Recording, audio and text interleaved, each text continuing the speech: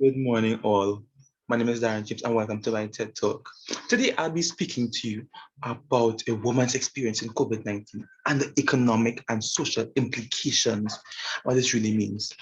So, I interviewed a woman, and this woman is a 53-year-old Indo-Caribbean woman born in Trinidad, born and raised in Trinidad, but to that, born and raised in Santa Cruz, Lacano, Santa Cruz, Trinidad, but moved to Laventille. We'll get to that later on why that's important. So she is a common law wife, three children, but lives with two of them. The other one moved out. By profession, she is a hairdresser. She's expected to do the cleaning aspects of household tasks, the indoor cleaning aspects. The outdoor cleaning aspects are done by her children. The cooking actually is done by one of her sons. And she's more or less cleaning main house areas, private rooms, bedrooms. She's not to clean, but she's expected to do washing and anything to do with cleaning, except for inside rooms. So washing clothes, everybody's clothes, she's expected to do that. Wash, hang out, pick up, dry out, everything. It's expected.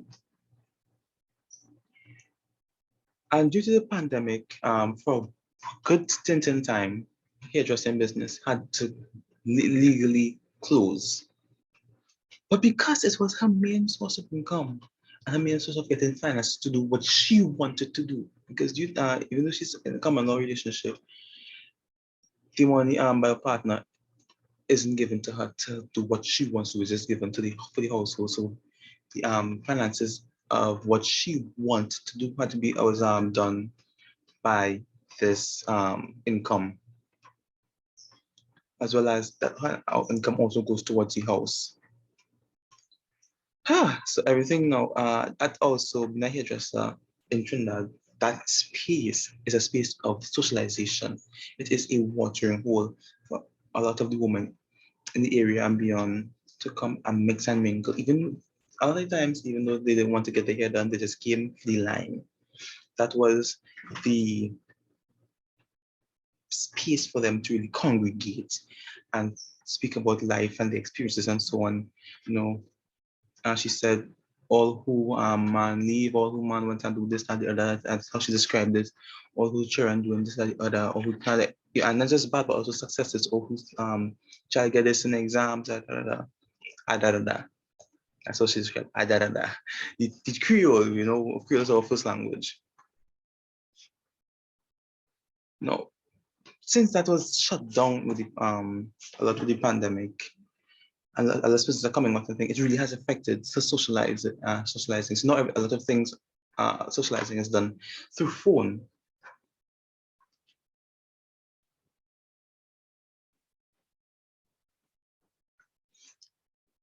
And that really has not sufficed a lot because she's missing that physical interaction. And now, at a certain time, with the pandemic, she tried to bring work home. But that one was shut down because her husband, common law husband, did not like the constant hearing of the bacchanal and the woman around. So he shut that down immediately. As well as while on the phone, the talking and the bacchanal and so on. Because the house is quite small, so if in one room you could hear quite enough for the other two. House also shut down by the children and her husband. So now socializing is really, really constrained. A little conversation in phone, that's it. At that point in time, had to run Tifa work in the salon and come back just to get that piece of socialization, as well as currently with masks, it's very restricting for the conversation. Where you say? Where you say? That is a really, really frustrating time for her there, as well as now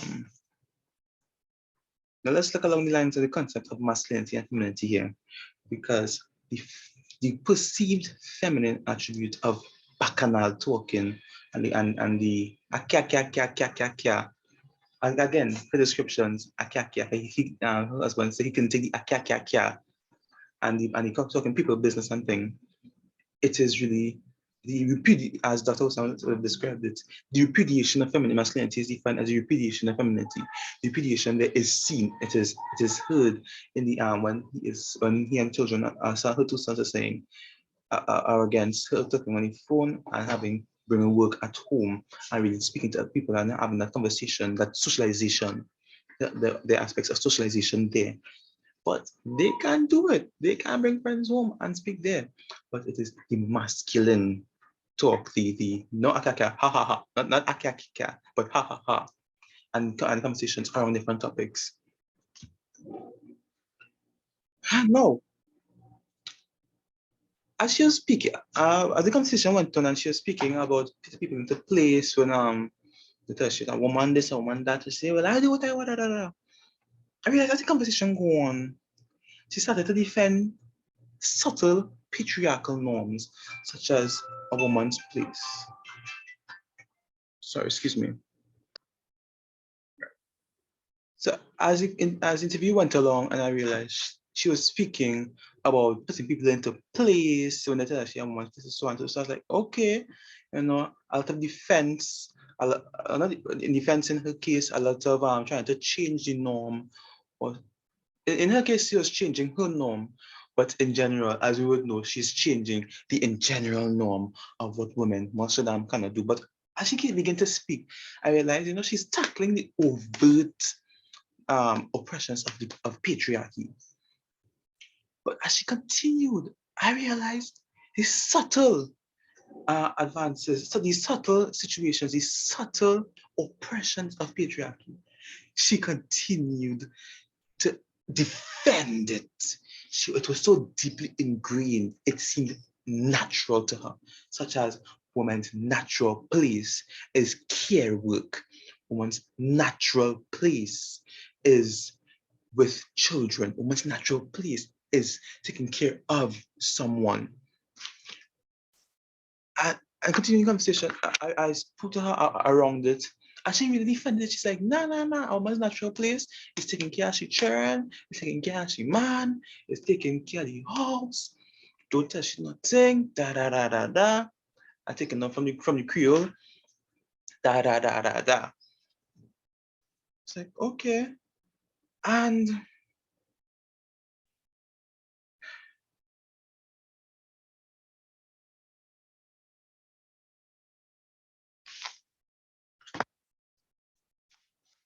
funny enough, I play kind of fast. I bring up what is being an Indian woman in Laventille. And she spoke about, talking about the norms and not the norms, but the traditions and the Hindi words and pick up, cheering up, Chowki and Jari and so on. She's speaking about her own traditions and customs within the house. But when she spoke about outside of the house now, though, that's a different story. That's a different story. She come step outside the house. It was just Indian, Brownian, some other Indians she can't remember because it was so long ago when she's not interested. She's been here for over 20 years. But the beginning was so richly pressured, richly skewed. And she was quite a hot Indian, as she described it in Laventille. So the catcalling it was been different. Indian thing. It's a brown thing, black thing, and that brownie darky. She got Indian thing. It was almost customized to her until after years I grew a respect for her. You know.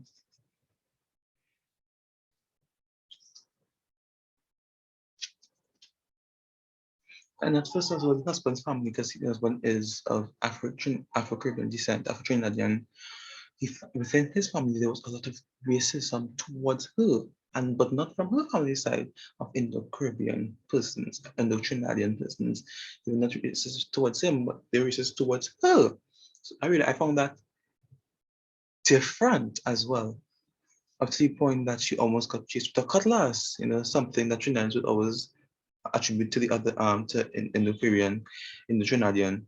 It changed, and she noted that she's like, something you expect an Indian man to do, and Nigga man do it to me. And it's like, wow, And she was speaking very raw, very, as I said before, Creole is our first language. She was speaking Creole. Luckily, she did not face violence or and threats of violence, much to any threats of violence in her life. She did experience one, which was one of her first child father did at a time assaulted her. And as soon as he hit the first lash, he offered money as condolences to not report the case, but she left him immediately. And lately, she's been coping with COVID-19 quite normal, but really relying more on the phone because we can't have that physical interaction now. She has to get the phone to get the physical socialization as per much persons.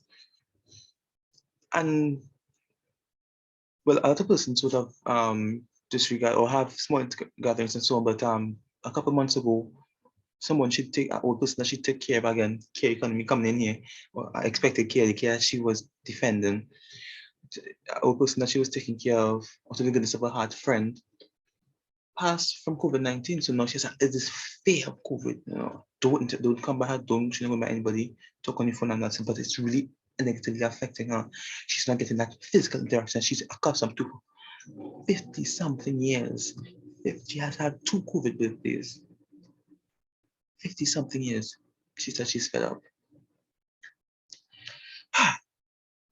When someone is not the best at articulating, she's never went to primary or secondary education. She grew up on the farm, doing gardening. So not farm, grew up in garden and getting food from the garden and so on. But through the Trini Creole style of explanation and asking around what it is, because I had to really I really had to go around, up and down around to see how best I can elaborate to her. To ask the question, how can we changing or how can we sorry not change, how can we tackle these issues women and girls face in society and create change, actionable item of change. And in her articulation, she said, live and let live. And she go on to say, articulate in her own way, to promote young boys to leave girls alone. Leave them, let them be. Respect women and girls. She also said, control your cock so my hen can eat corn in peace. I find a lovely way of saying it, a lovely way of putting it across because I understood and I agree and I share the same sentiment of so much from that. It is to really tackle the norms in young boys, to change these norms in young boys. Do not give them the power in the first place that you don't have to try and take that away from them when they are men. That they don't have they have the idea of domain over girls. So they don't have continue the idea of men as men. They have domain over women and girls. Oh, and become men, you know. So I share the same sentiment. That is also my recommendation for, as well as hers. To really end it, control your cock so my hen could eat corn in peace. Thank you very much.